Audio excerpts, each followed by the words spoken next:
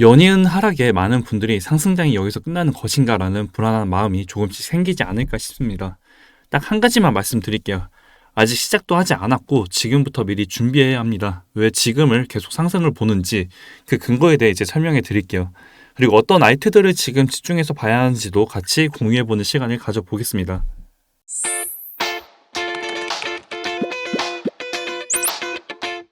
네, 안녕하세요. 코인 리서처입니다. 지금 비트코인 오를 듯 하면서도 계속 고점은 낮아지고 또 지지라고 생각했던 구간은 전부 다 깨는 듯한 모습을 보여주고 있습니다.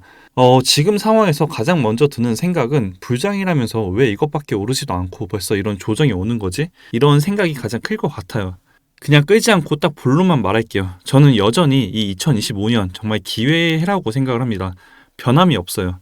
그 이유에 대해 이제 말씀드려보면 우선 2025년을 기회라고 보는 가장 큰 이유는 사이클입니다. 즉 역사는 반복된다라고도 하죠. 대표적으로 비트코인 반감기 사이클이 있는데 저는 이것보단 미국 대통령 선거 사이클을 더 신뢰 있게 봅니다. 비트코인이 생기고 난 다음 미국 대통령 선거 일정들을 봤을 때 2012년, 2016년, 2020년, 2024년 이렇게 진행이 됐습니다. 그리고 그 다음 해는 폭발적인 상승을 합니다. 2012년 다음에 2013년은 5,372% 상승, 2016년 다음에 2017년은 1,331% 상승, 2020년 다음에 2021년은 59% 상승, 그리고 지금 2024년 다음에 2025년이 진행 중에 있습니다. 2021년은 중국에서 거래소도 폐쇄를 시키고 바이든 정부는 기후 문제로 인해 비트코인 채굴에 대한 규제를 강화시켰죠. 그리고 이 외에도 SEC의 증권 관련 소송부터 시작해서 암호화폐 정책을 좀 긍정적으로 하진 않았다라고 생각을 합니다. 하지만 지금은 정반대의 상황입니다. 트럼프 가족들도 디파이 시장에 뛰어들었고 애초에 미국 대통령이 추진하고 있는 것들 중에 하나입니다. 더 긴 말이 필요할까요? 이것만큼 신뢰가 가는 것은 없습니다. 지금 나오는 하락, 이런 건 언제든 나올 수 있습니다. 우리가 생각하는 부장, 2021년도에도 이런 하락은 당연히 나왔었고 그걸 이겨낸 사람들이 큰 수익을 가져갔습니다. 자, 이제 비트 4시간 차트 한번 볼게요. 어제 영상 그리고 텔레그램방에 공유를 한 것처럼 저는 이 4시간 차트상 RSI 과매도 구간이 기회라고 봤습니다. 그리고 결국 이 자리까지 찍어주는 걸 확인을 했고 이렇게 관점 공유를 해드렸습니다. 우선 저는 지금 이 하락 삼각 수렴 안에서 위아래 움직일 거라고 생각을 하고 있어요. 여기서 지지를 받고 202평선 부근까지 반등이 나온 후 다시 한번 202평선 돌파를 해줄 것이라 보지만 결국 이 저항 추세에 한 번 더 막히지 않을까 싶습니다. 그래서 이 변동의 폭이 점차 줄어들면서 많은 사람들이 치실 때 그때 하방보단 상방으로 뚫어줄 거라고 보고 있습니다. 그 시기는 2월입니다. 2021년 1월달을 한번 볼게요. 이때도 마찬가지로 2017년도에 고점을 뚫고 상승 중에 있었고 지금처럼 당시 최고점을 찍고 난 다음 조정을 받고 있는 중이었습니다. 이때 고점부터 1월 저점까지 약 마이너스 28% 정도의 조정이 발생됐는데 이렇게 하락 삼각 수렴 패턴 안에서 위아래 흔들다 결국 이 상단 저항의 추세선을 뚫고 반등이 시작이 됐습니다. 이때가 2월 2일입니다. 이때 상단 추세를 뚫었다는 것이 이제 확정이 된 다음 그 다음부터 2월 말까지 73% 상승이 나와줍니다. 자, 다시 지금 차트 한번 볼게요.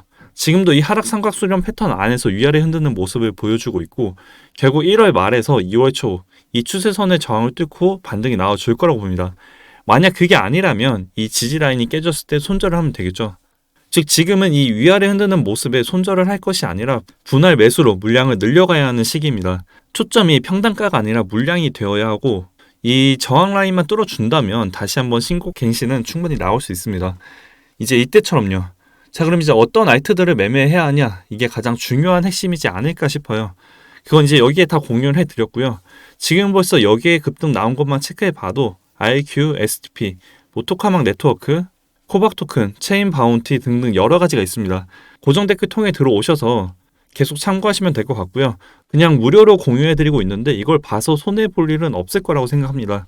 사실 지금 알트 관점은 크게 바뀐 게 없습니다. 저는 이 관점은 계속 유지하고 있고 2017년, 2021년 겪어본 분들은 다들 아실 겁니다. 이제 업비트 알트는 비트랑 정반대로 움직였습니다. 비트가 한 번에 마이너스 10%씩 빠지지 않는 이상 알트들 빠지더라도 그대로 더 회복을 해줬었고요. 사실 이건 이제 경험의 차이지 않나 싶어요. 그래서 계속해서 영상에서도 알트 언급을 했던 이유도 있습니다. 한 가지 예를 들어볼게요. 지금 IQ가 상승률 1위이기 때문에 IQ로 예를 들어보겠습니다. IQ 주봉 차트이고요. 이때는 분할 매수라도 접근이 가능합니다.